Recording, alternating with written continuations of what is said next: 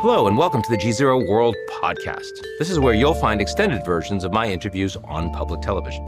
I'm Ian Bremmer, and while the world suffers the consequences of the war in Iran, Kim Jong Un is watching too.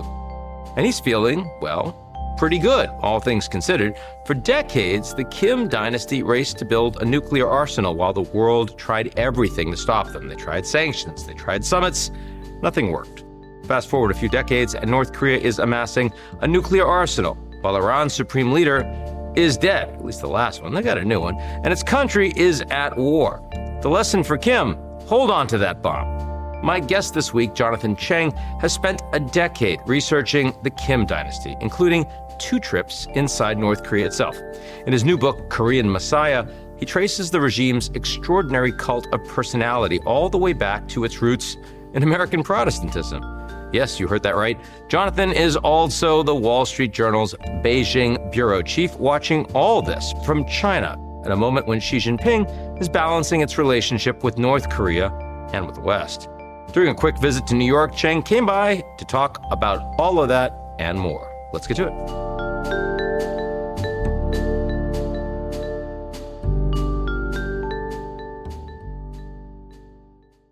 The GZERO World Podcast is brought to you by our lead sponsor, Prologis.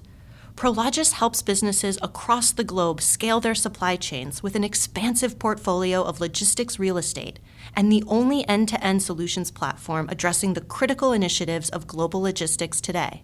Learn more at prologis.com.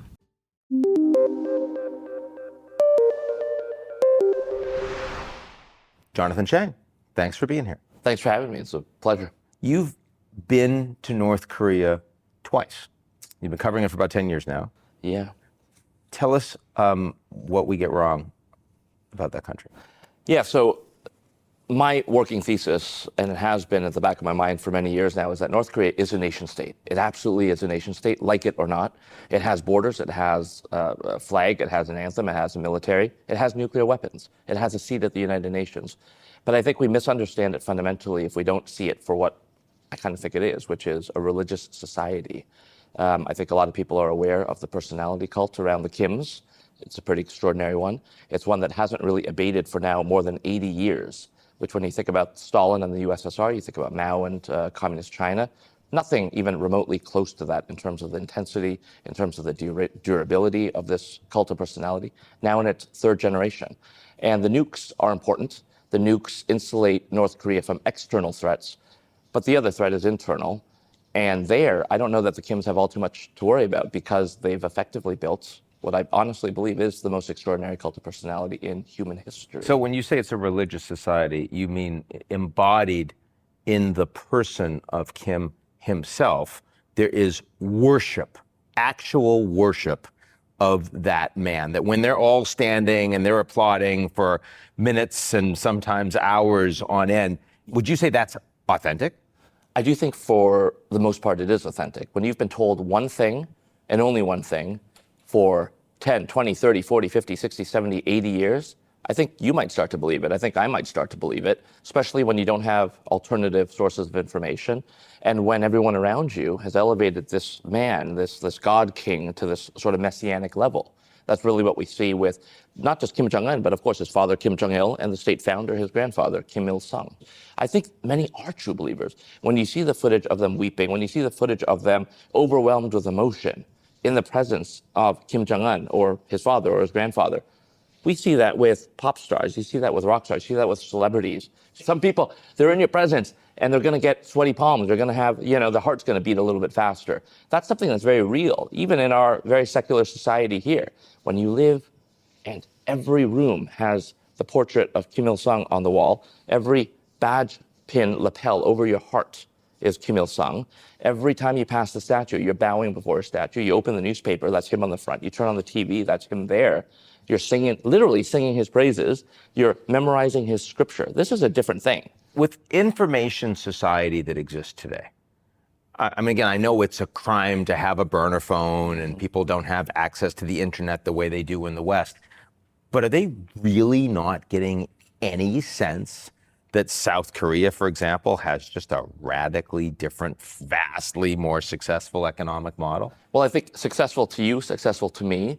But I think when they look at South Korea, they see decadence, they see inequality, they see all sorts of social ills, which do exist. Sure. Just as China, just as North Korea will look at the United States and say, poverty, inequality, gun violence, racism, all the rest of it. And that's not to say that none of that exists, but of course it's a skewed portrayal. But when you have that skewed portrayal, I think it can really be quite powerful. And I think even here in the United States, this is a free country. You can choose your news sources, and yet we know that there are people who either in their red bubble or in their blue bubble can get this sense of San Francisco on the one side or, I don't know, Alabama on the other side and just have a completely skewed perspective of what that may look and feel like because of these bubbles that we live in. And North Korea, you could say, is kind of like these red or blue bubbles, but exponential.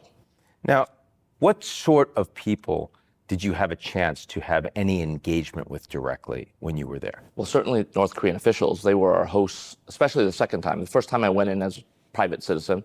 Second time I went in as a journalist for the Wall Street Journal, as the Korea bureau chief at the time. This was almost a decade ago now, but we were feted. They gave us a welcome banquet. They asked us, where would you like to go? We'd like to show you North Korea. We'd like to show you the splendors of life under the Kim Jong Un regime here.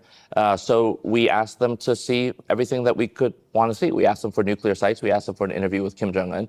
None of these materialized, you won't be surprised to know, but they did take us to restaurants, Italian restaurants that they now have in Pyongyang.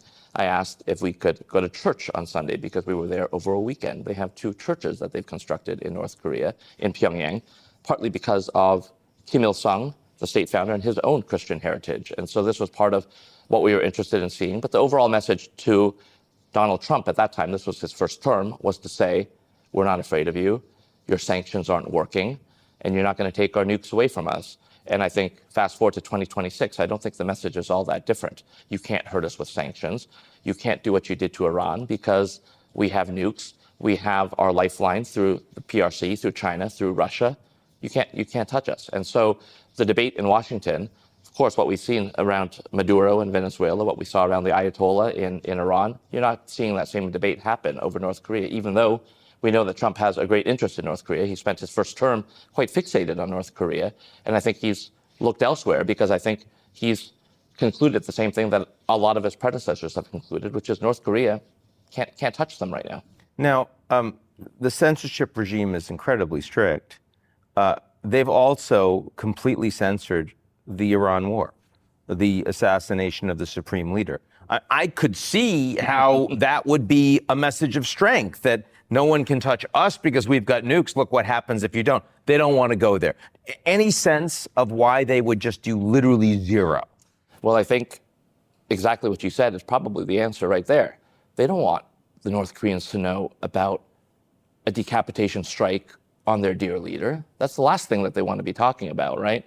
I think they're doing this with Russia, Ukraine as well. They're doing this with a lot of hotspots around the world. I think they want to see where things go. They're the ultimate controllers of the message, certainly within North Korea. So I think they want to see where things settle. And certainly, if things continue to go in a bad direction for the U.S., perhaps we will start to see more from the North Koreans about this. If Iran looks like they are going to emerge here, perhaps that will be a message that they'll want to share in their own way, in their own time. Once they had that meeting, those meetings with Donald Trump, and obviously feted all the time, my good friend, pen pal, they sent me letters. I mean, he was excited. Historic meeting for Trump. What was that covered in North Korea as a truly historic, like we are now on the global stage? I think it's a great question. And yes, they did portray Kim Jong Un with Donald Trump shaking hands, front page of their newspaper, because look, there's a lot of talk about China and the U.S. being a G2 right now, but you have Kim Jong Un here getting a handshake, 3 handshakes with the president of the United States. That's something that his father and his grandfather could never have attained. And that's, I think, a testament to what he's managed to. He's been a custodian of what was built for him. He didn't create the nuclear program, but he took the nuclear program arguably to where it is now, the missile program as well. And so you have this state where actually all 3 of the Kims who have been in power, they're really good at the family business. They're very good.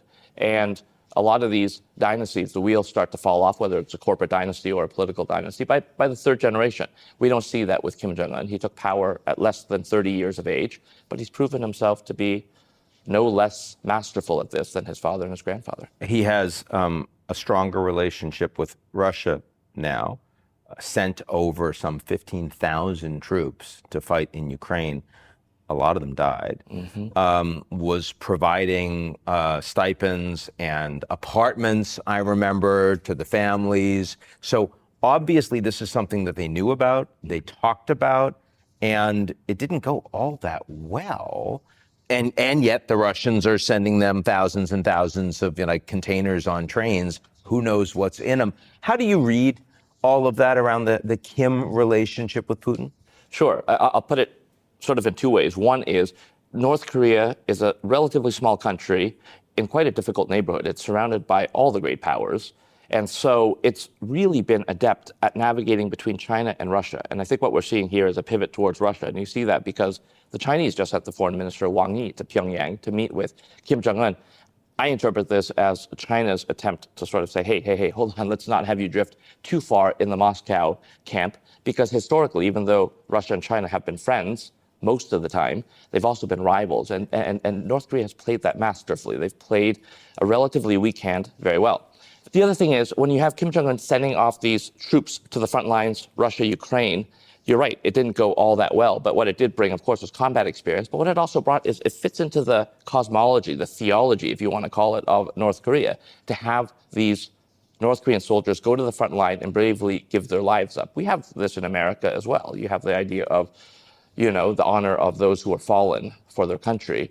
And in North Korea, there is a very theological lens to it. Again, this is something that I'm quite consumed and obsessed and convinced about. But it is that there is this idea that you have two lives. You have a biological life. We all have a biological life, ashes to ashes, dust to dust. But you have this socio-political life. That's what they call it in North Korea, where if you've given your life for your country, you attain a certain level of transcendence, of immortality.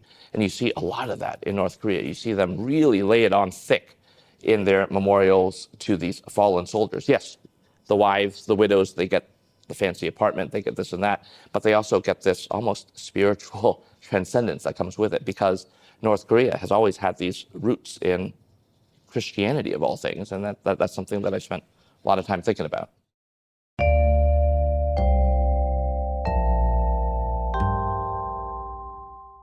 You're listening to the GZERO World with Ian Bremmer podcast, your weekly geopolitical deep dive into the world's biggest news stories, featuring in-depth conversations with global leaders and newsmakers.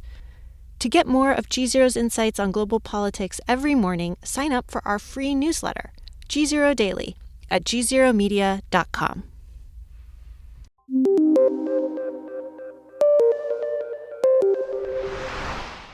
So, I started my studies with the Soviet Union and communism, and came in different flavors. But, even under Stalin, there was a strong dissident culture.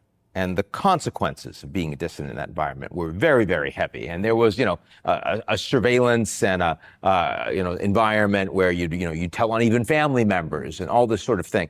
And of course, I am naturally skeptical when I hear that despite all this success of the Kim dynasty, and the third generation is not, screwing it all up, that the people are buying it hook, line, and sinker.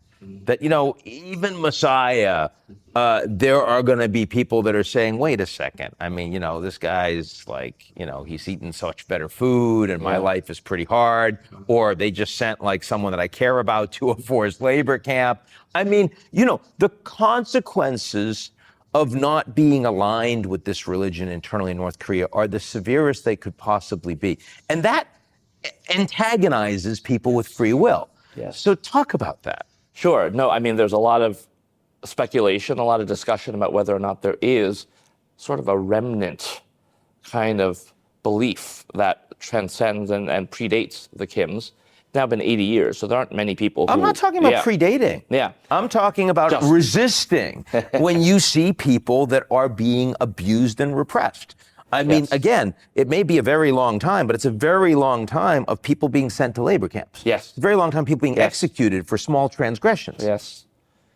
But I think what North Korea has done is they've taken what the Stasi did, what the Soviets did. They've taken it to the nth degree here. I think they're pretty good at rooting out any sort of dissent. That doesn't mean it doesn't exist. I think it exists, but I think it exists deep in people's hearts and their psyches. And that can be very difficult to root out. Perhaps it will be a latent force when there is a little bit of room, but they've never allowed for any room. There's never been any glasnost or perestroika, not even a smidgen of it. When you think about Stalin and the height of his cult, it was really from 45 to 53 when he died. That's 8 years. Now, at the height of his fervor around his cult personality, it was really 66 to roughly 69. I suppose you could date it to 76 if you like. But those are relatively short periods. And what came after Stalin, we know. It was a secret speech from Khrushchev that said we went too far. We need to get rid of this cult of personality. We need to de-Stalinize. What we saw, of course, with Deng Xiaoping was he said we went too far with the Cultural Revolution. We need to go in a totally different direction. And we saw that. That never happened in North Korea. Right. But I agree with you that there may be dissenters, but even, and I love this fact too, but if you want to talk about dissent, there's 25 million people in North Korea. Even if you give a 20% haircut, let's call it, who deep down, they look at Kim and sure they bow and sure they do all the things they need to do, but deep down, they loathe the guy, they loathe the family. Even if you give a 20% haircut there, you're still talking about 20 million people. You have to look at this state, look at these people, recognize that there are 25 million of them. They had about as much say being born in North Korea as you or I had a say in where we were born, when we were born, to whom we were born. It's a tragedy. It's a tragedy on a mass scale. It's a human rights concern, and it's a smaller country than China or Russia or Iran or any other country that you want to point to. But again, it's the magnitude of it and it's the durability of it that is so shocking to the conscience, that is so offensive, I think, to many people. But you come back to the fundamental question: what is there to be done? They are a nuclear-armed state, and no matter what the U.S. government sort of bobs and weaves around this point, I don't think it's really seriously in question anymore. So I guess I'm asking you, do you prefer more engagement? Do you think that this is something where you should have more diplomacy, more trips, or does it not matter? Is that just facilitating? Do you like the sanctions effort that's creating more predation for the average North Korean, whether it's the United States, the Europeans, when we know the Chinese and the Russians aren't going to follow it? I mean, what does that make you think from a policy perspective? I genuinely don't know. I think the hawks and I think the doves on Capitol Hill, in Washington, in all the capitals of the world, each has had their turn. I don't know that either side has the trump card, as it were. And speaking of the trump card, I mean, I think Donald Trump probably did come perhaps the closest to dislodging a status quo that I don't think could otherwise have been dislodged at all. In the end, what we saw, of course, during the first Trump administration is I think we did genuinely get to the cusp of a breakthrough.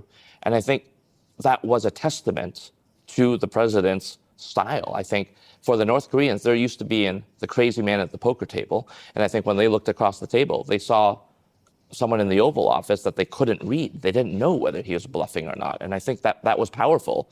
But ultimately, that opportunity never came to pass. You could say he squandered it, or you could say that the circumstances were just never going to work, regardless of how the cards were played, if we want to continue this analogy. But be that as it may, I think the final result is the same, which is that North Korea continues to have its nukes. I think in part because of this extraordinary personality cult that it has built up over these decades.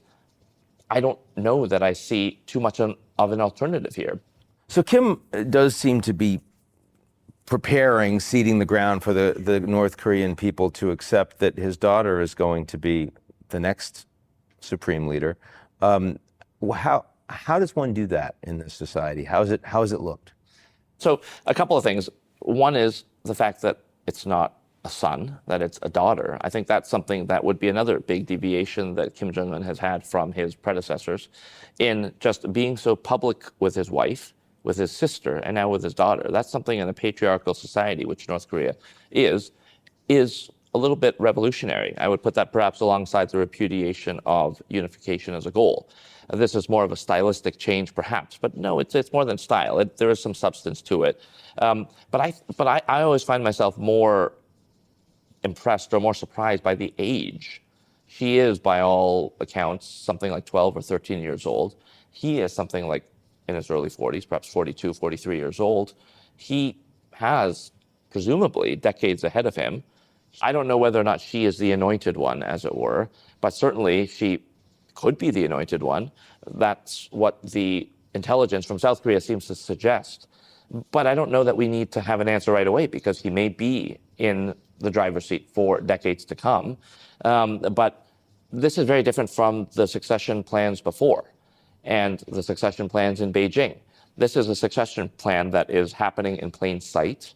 It's something that his father and grandfather were never able to do. They had their leader sort of introduced to the world more or less when they took the stage. And this is a very different model. So we'll have to see. And you're living in Beijing. You're watching it there from being the Wall Street Journal's Beijing correspondent.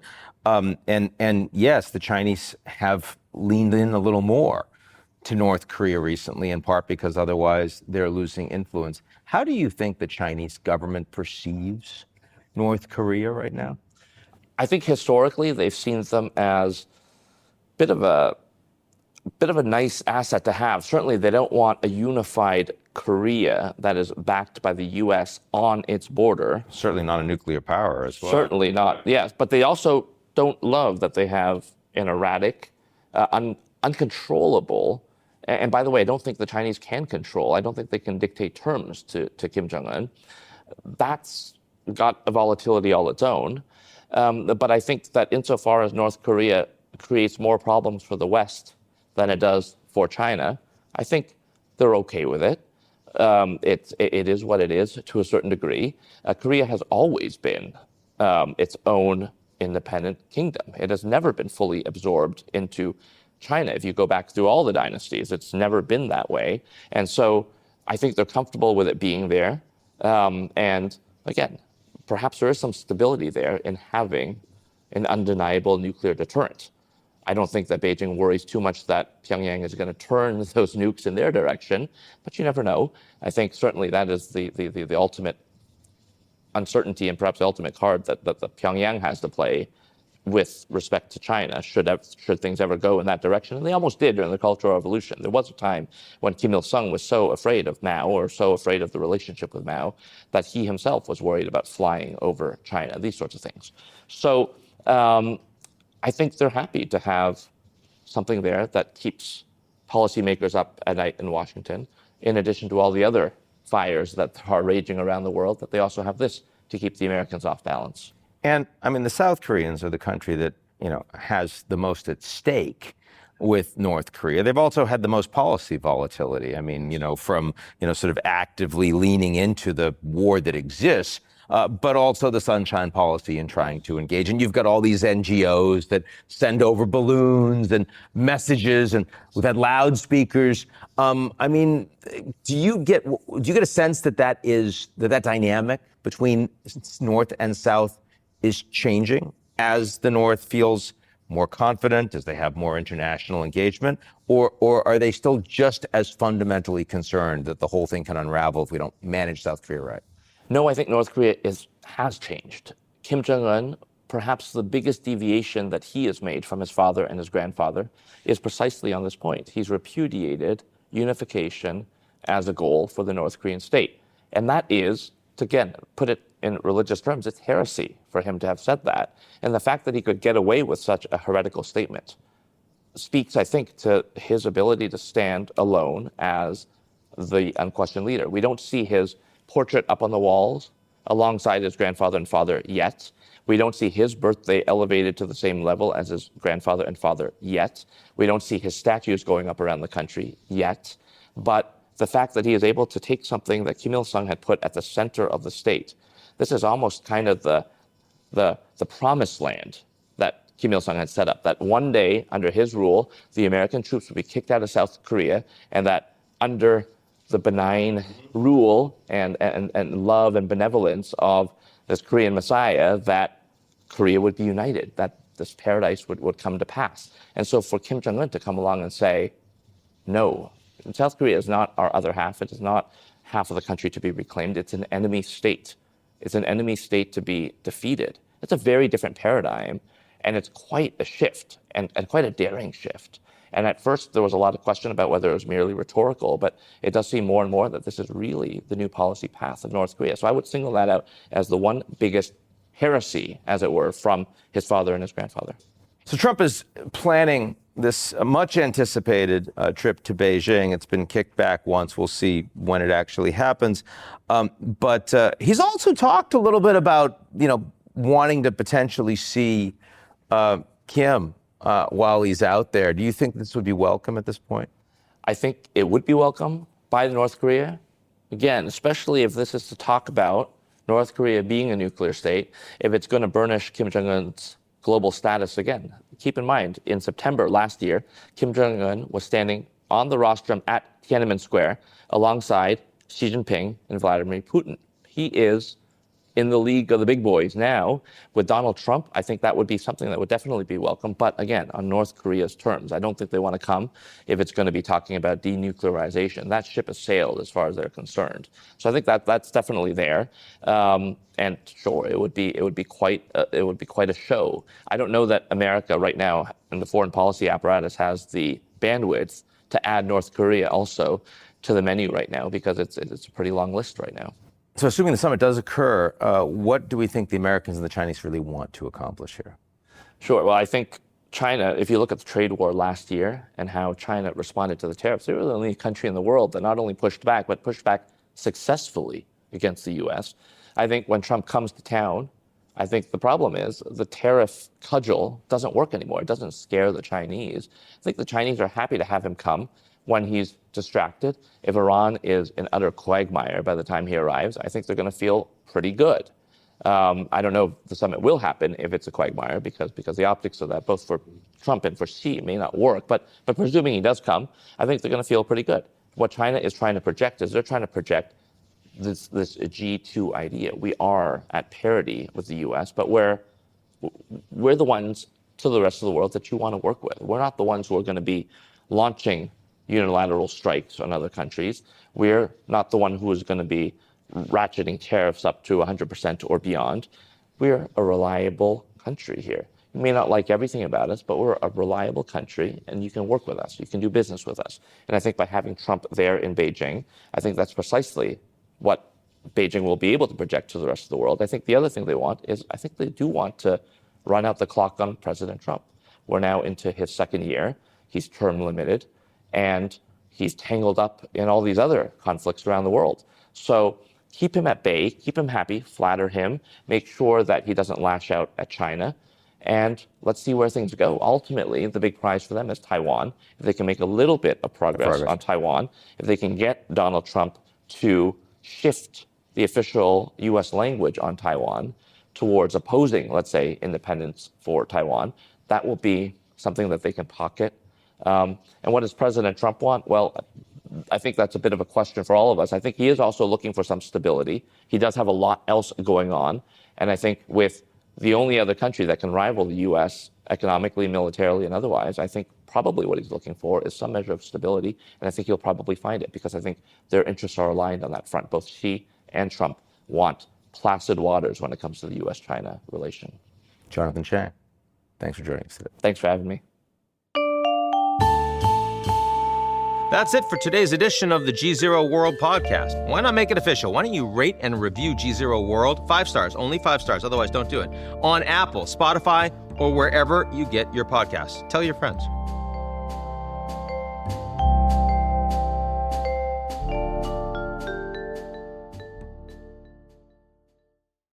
The GZERO World Podcast is brought to you by our lead sponsor, Prologis.